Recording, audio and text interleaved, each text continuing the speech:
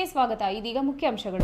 Electronics ಮೊದಲನೇ ಮಹಡಿ Sumukha building, Achari complex, Gajanana circle, Chintamani.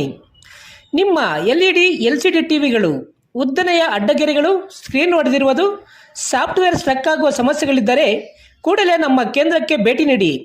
ನಮ್ಮಲ್ಲಿ ಎಲ್ಲ ತರಹದ ಎಲ್ಇಡಿ ಎಲ್ಸಿಡಿ ಟಿವಿಗಳನ್ನು ಬಾಂಡಿಂಗ್ ಮತ್ತು ರಿಪೇರಿ ಮಾಡಿಕೊಡಲಾಗುವುದು. ಹಾಗೂ ನಮ್ಮಲ್ಲಿ ಹೊಸ ಪ್ಯಾನಲ್ ಮತ್ತು ಸಾಫ್ಟ್ವೇರ್ಗಳು ದೊರೆಯುತ್ತವೆ. ಹೆಚ್ಚಿನ ವಿವರಗಳಿಗೆ ಸಂಪರ್ಕಿಸಿ 9514333655, ಮತ್ತೊಂದು 9663941575ಗೆ ಸಂಪರ್ಕಿಸಬಹುದು.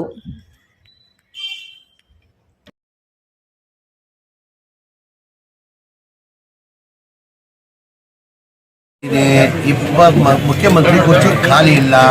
ಮನೆ ಸಿದ್ದರಾಮಯ್ಯನೇ 28ವರೆಗೂ ಮುಖ್ಯಮಂತ್ರಿಯಾಗಿ ಇರ್ತಾರಂತ ನನ್ನ ಅಂದರೆ ನಮ್ಮ ಪಕ್ಷ ಹೈಕಮಾಂಡ್. ನನ್ನ ಅಭಿಪ್ರಾಯ ನಾನು ಹೇಳಿದೆ, ನಮ್ಮ ಪಕ್ಷ ಹೈಕಮಾಂಡ್ ಈಗ ಸಿದ್ದರಾಮಯ್ಯಗೆ ಬದಲಾವಣೆ ಮಾಡಬೇಕಾದ್ರೆ ನಿಮ್ಮಿಂದ ನಮ್ಮಿಂದ ಸಾಧ್ಯ ಇಲ್ಲ. ಹೈಕಮಾಂಡ್, ನಮ್ಮ ಪಕ್ಷ ಹೈಕಮಾಂಡು ಆ ಥರ ಮಾಡಲ್ಲ ಅಂತ ನಾನು ಭಾವಿಸ್ತೇನೆ. ಸರ್, ಡಿ ಕೆ ಅವ್ರಿಗೆ ಅಸ್ಸಾಂ ಚುನಾವಣಾ ವೀಕ್ಷಕರಾಗಿ ಮಾಡಿದ್ದಾರೆ, ಇದ್ರ ಬಗ್ಗೆ ಹೇಳ್ತೀವಿ ಸರ್ ತಾವು? ಇಲ್ಲ, ಅವ್ರು ನಮ್ಮ ನಾಯಕರಿದ್ದಾರೆ ರೀ. ಎಲ್ಲ ಕಡೆ ಡಿ ಕೆ ಶಿವಕುಮಾರ್ ಅವರು ಇಡೀ ದೇಶದಲ್ಲಿ ಎಲ್ಲ ಸ್ಟೇಟಲ್ಲಿ ಅವ್ರಿಗೆ ಡಿಮ್ಯಾಂಡ್ ಇದೆ. ಡಿ ಕೆ ಶಿವಕುಮಾರ್ ಅಂದರೆ ಅವ್ರಿಗೆ ಚುನಾವಣೆ ಹೆಂಗೆ ಮಾಡೋದಂತ ತಂತ್ರ ಗೊತ್ತಿದೆ ಅವ್ರಿಗೆ, ಮನೆ ಶಿವಕುಮಾರ್ ಅವರು. ಹಾಗಾಗಿ ಅವ್ರಿಗೆ ಆಸಾಮ್ಗೆ ಇನ್ಚಾರ್ಜ್ ಅಂತ ಮಾಡಿದಾರಂತ ಯಾರೋ ನನಗೂ ಅಂದರು ಬನ್ನಿ ಆಗಿದ್ದಾರೆ ಅಂತ. ಅವ್ರು ಇಡೀ ದೇಶದಲ್ಲಿ ಎಲ್ಲ ರಾಜ್ಯದಲ್ಲಿ ಮೊನ್ನೆ ಡಿ ಕೆ ಶಿವಕುಮಾರ್ಗೂ ಡಿಮ್ಯಾಂಡ್ ಇದೆ. ಏನಕ್ಕಂದರೆ ಚುನಾವಣೆ ಯಾವ ಥರ ಮಾಡಬೇಕಂತ ಅದು ಇದು ಗೊತ್ತಿದೆ, ಸ್ಟ್ರಾಟಜಿ ಗೊತ್ತಿದೆ.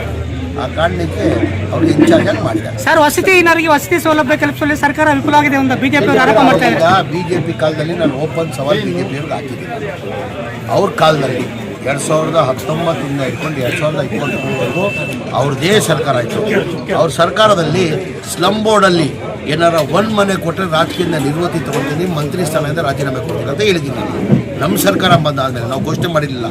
ಚುನಾವಣೆ ಟೈಮಲ್ಲಿ 5 ಗ್ಯಾರಂಟಿನ ಘೋಷಣೆ ಮಾಡಿ 5 ಗ್ಯಾರಂಟಿನ ಕೊಟ್ಟಿದ್ದೀವಿ. ನಮ್ಮ ಮನೆಗಳು ಫ್ರೀ ಕೊಡ್ತೀವಿ ಅಂತ ನಾವು ಯಾವತ್ತೂ ಹೇಳಿರಲಿಲ್ಲ. ನಮ್ಮ ಹಿಂದಿನ ಸರ್ಕಾರದಲ್ಲಿ ಸಿದ್ದರಾಮಯ್ಯ ಮುಖ್ಯಮಂತ್ರಿ ಇರುವಾಗ 1,80,253 ಮನೆ ಸ್ಯಾಂಕ್ಷನ್ ಮಾಡಿದರು. ಅದಾದಮೇಲೆ ಸಮ್ಮಿಶ್ರ ಸರ್ಕಾರ ಬಂದು ಕುಮಾರಸ್ವಾಮಿ ಅವರು 1.5 ವರ್ಷ ಮುಖ್ಯಮಂತ್ರಿ ಆಗಿದ್ದರು, ಒಂದು ಮನೆಯೂ ಸ್ಯಾಂಕ್ಷನ್ ಮಾಡಿಲ್ಲ, ಒಂದು ಮನೆಯೂ ಕೊಟ್ಟಿಲ್ಲ. ಯಡಿಯೂರಪ್ಪ ಅವರು 2 ವರ್ಷ ಮುಖ್ಯಮಂತ್ರಿ ಆಗಿದ್ದರು, ಅವರು ಒಂದು ಮನೆ ಸ್ಯಾಂಕ್ಷನ್ ಮಾಡಿಲ್ಲ, ಒಂದು ಮನೆಯೂ ಕೊಟ್ಟಿಲ್ಲ. ಬಸವರಾಜ ಬೊಮ್ಮಾಯಿಯವರು 2 ವರ್ಷ ಮುಖ್ಯಮಂತ್ರಿ ಆಗಿದ್ದು, ಒಂದು ಮನೆ ಸ್ಯಾಂಕ್ಷನ್ ಮಾಡಿಲ್ಲ, ಒಂದು ಮನೆ ಕೊಟ್ಟಿಲ್ಲ. ನಮ್ಮ ಸರ್ಕಾರ ಬಂದಾದಮೇಲೆ ಮನೆ ಸಿದ್ದರಾಮಯ್ಯ ಅವರು ಮುಖ್ಯಮಂತ್ರಿ ಆದಮೇಲೆ ಬಡವ್ರ ಬಗ್ಗೆ ಕಾಳಜಿ ಇದ್ದಿದ್ದ ಕಾರಣಕ್ಕೆ ಬಡವರಿಗೆ ದುಡ್ಡು ಕಟ್ಟಕ್ಕೆ ಸಾಧ್ಯ ಆಗಲ್ಲ ಅಂತ ಕಾರಣ ಅಂದರೆ ಒಂದು ಮನೆ ಕಟ್ಟಬೇಕಾದ್ರೆ 7.5 ಲಕ್ಷ ರೂಪಾಯಿ ಆಗ್ತಿದೆ. ಕೇಂದ್ರ ಸರ್ಕಾರದಿಂದ 1.5 ಲಕ್ಷ ಕೊಡ್ತಾರೆ, ರಾಜ್ಯ ಸರ್ಕಾರದಿಂದ 1.5 ಲಕ್ಷ ಕೊಡ್ತೀವಿ. 7.5 ಲಕ್ಷದಲ್ಲಿ 3 ಲಕ್ಷ ಹೋದರೆ ಎಷ್ಟು ಉಳಿತದೆ? 4.5 ಲಕ್ಷ. ಬೆನಿಫಿಷಿ ಬಡವ್ರು ಕೊಟ್ಟಕ್ಕೆ ಸಾಧ್ಯ ಆಗಲ್ಲ. ನಾನು ಮಂತ್ರಿ ಆದಮೇಲೆ ನನ್ನ ಗಮನಕ್ಕೆ ಬಂದಾದಮೇಲೆ ಬೆನಿಫಿಷಿಯರಿ ಪೇಮೆಂಟ್ ಬರಬೇಕಾಗಿದ್ದು 7,400 ಕೋಟಿ, ಅದರಲ್ಲಿ ಬರೀ 310 ಕೋಟಿ ಬಂದಿದ್ದು. ಯಾರೋ 5,000 ಕೊಟ್ಟಿದ್ರು, ಯಾರೋ 10,000 ಕೊಟ್ಟಿದ್ರು, 15,000 ಕೊಟ್ಟಿದ್ದು. ಬಡವ್ರು ಅದು ಕೊಡೋಕ್ಕೆ ಸಾಧ್ಯ ಆಗಲ್ಲ. ನಾನು ಹೆಂಗಪ್ಪ ಮನೆ ಮುಖ್ಯಮಂತ್ರಿಗಳಿಗೆ ಹೇಳೋದು, ಏನಕ್ಕಂದರೆ ಪಾಪ ಜನ ಎಲ್ಲ ಬೀದಿಯಲ್ಲಿದ್ದಾರೆ, ಮನೆ ಅರ್ಧಂಬರ್ಧಂ ಆಗಿದೆ, ಜನ ಬೀದಿಯಲ್ಲಿದ್ದರು. ಮನೆ ಮುಖ್ಯಮಂತ್ರಿ ಗಮನಕ್ಕೆ ತಂದೆ, ಸರ್ ಹಿಂದಿನ ಸರ್ಕಾರದಲ್ಲಿ ತಾವೇ ಮುಖ್ಯಮಂತ್ರಿ ಇರುವಾಗ ಈ ಮನೆಗಳು ಸ್ಯಾಂಕ್ಷನ್ ಮಾಡಿದ್ದು, ಇವನ್ ಮನೆಯೂ ಕೊಡೋಕ್ಕೆ ಸಾಧ್ಯ ಆಗಿಲ್ಲ ಸರ್. ಕಾರಣ ಅಂದರೆ ಬೆನಿಫಿಷಿಯರಿ 4.5 ಲಕ್ಷ ಕಟ್ಟಕ್ಕೆ ಸಾಧ್ಯ ಆಗಲ್ಲ ಸರ್ ಅಂತ ಮನೆ ಮುಖ್ಯಮಂತ್ರಿಗಳು 2-3 ರಿವ್ಯೂ ಮೀಟಿಂಗ್ ಮಾಡಿ ನೀನು ಹೇಳ್ತಾರೆ ಸತ್ಯಗಳು, ಬಡವ್ರು ದುಡ್ಡು ಕಟ್ಟಕ್ಕೆ ಸಾಧ್ಯ ಆಗಲ್ಲ. ಅದು ಎಷ್ಟನ್ನ ಕಷ್ಟ ಆಗಲಿ, ಎಷ್ಟನ್ನ ತೊಂದರೆ ಆಗಲಿ, ಆ ದುಡ್ಡನ್ನು ನಾವು ಸರ್ಕಾರ ವತಿಯಿಂದ ನಾನು ಕೊಡ್ತೀನಿ 4 ಲಕ್ಷ ಅಂತ ಹೇಳ್ಬಿಟ್ಟು ಕ್ಯಾಬಿನೆಟ್ಟಲ್ಲಿ ತಂದು 2024 ಫೆಬ್ರವರಿಯಲ್ಲಿ ಕ್ಯಾಬಿನೆಟ್ ತಂದು ಅಪ್ರೂವ್ ಮಾಡಿದ್ದಕ್ಕೆ 36,789 ಮನೆಗಳು ಕೊಟ್ವಿ. ಏನಕ್ಕೆ ಬಿ ಜೆ ಪಿಯವ್ರು ಕೊಟ್ಟಿಲ್ಲ? ಇದೇ ತಿಂಗಳಲ್ಲಿ 24ನೇ ತಾರೀಕಿಗೆ ಹುಬ್ಳಿದಲ್ಲಿ 42,345 ಮನೆಗೆ ಕೊಡ್ತಾ ಇದ್ದೀವಿ. ಏನಕ್ಕೆ ಬಿ ಜೆ ಪಿಯವ್ರು ಕೊಡೋಕ್ಕೆ ಸಾಧ್ಯ ಆಗಿಲ್ಲ? ನಾಚಿಕೆ ಬರಬೇಕು ಅವ್ರಿಗೆ. ಯಾವ ಗ್ಯಾರಂಟಿನೂ ಇರಲಿಲ್ಲ. ನಮ್ಮ ಗ್ಯಾರಂಟಿ ಒತ್ತಡದಲ್ಲೂ ಅವ್ರಿಗೆ ಯಾವ ಗ್ಯಾರಂಟಿನೂ ಇರಲಿಲ್ಲ. ಈ ಗ್ಯಾರಂಟಿ ಒತ್ತಡ 55,000 60 ಸಾವಿರ ಕೋಟಿ ಗ್ಯಾರಂಟಿದಲ್ಲೂ ನಾವು ಬಡವರಿಗೆ ಮನೆ ಫ್ರೀಯಾಗಿ ಕೊಡ್ತಾ ಇದ್ವಿ. ಇದೇ ತಿಂಗಳಲ್ಲಿ ಬಿ ಜೆ ಪಿಯವ್ರು ಬಂದು ನೋಡೋಕೆ ಹೇಳಿ. ಸರ್, ಈಗ ಹುಬ್ಳಿದಲ್ಲಿ ಬಿ ಜೆ ಪಿಯವ್ರು ಬಂದು ನೋಡೋಕೆ ಹೇಳ್ರಿ ಹೆಂಗೆ ಕೊಡ್ತಾ ಇದ್ವಿ ಮನೆ ಅಂತ. 42,345 ಮನೆಗಳು ಕೊಡ್ತಾ ಇದ್ವಿ. Sir, Ballari doctor Rangarao hospital, Gajanana circle, Chintamani. Doctor Rangarao ಅವರು ಸೌತ್ ಇಂಡಿಯಾದಲ್ಲೇ senior most experienced gout registered naturopathy ಡಾಕ್ಟರ್ಗಳಲ್ಲಿ ಒಬ್ಬರಾಗಿದ್ದಾರೆ. ಕೆಮಿಕಲ್ ಔಷಧಿ ಇಲ್ಲದೆ ರಿವರ್ಸಬಲ್ ಡಯಾಬಿಟಿಸ್ ಮತ್ತು ಬಿಪಿ ಚಿಕಿತ್ಸೆಗಳು ಪ್ರಾರಂಭವಾಗಿವೆ. A to Z ಚರ್ಮ ಮತ್ತು ಮರ್ಮವ್ಯಾಧಿಗಳು, ಕೀಲುವಾಯು, ಆಕ್ಸಿಡೆಂಟ್ ರಿಲೇಟಿವ್ ಹಳೆಯ ನೋವುಗಳು, ಬಿಳಿ ಮಚ್ಚೆಗಳು, ಕೂದಲು ಉದುರುವುದು, ಮಡುವೆಗಳು, ಚರ್ಮದಲ್ಲಿನ ಗಡ್ಡೆಗಳಿಗೆ 100ರಷ್ಟು ಪರಿಹಾರ ಸಿಗಲಿದೆ. ಧೂಮಪಾನ, ಮದ್ಯಪಾನವನ್ನು 100% ಗುಣಪಡಿಸಲಾಗುವುದು.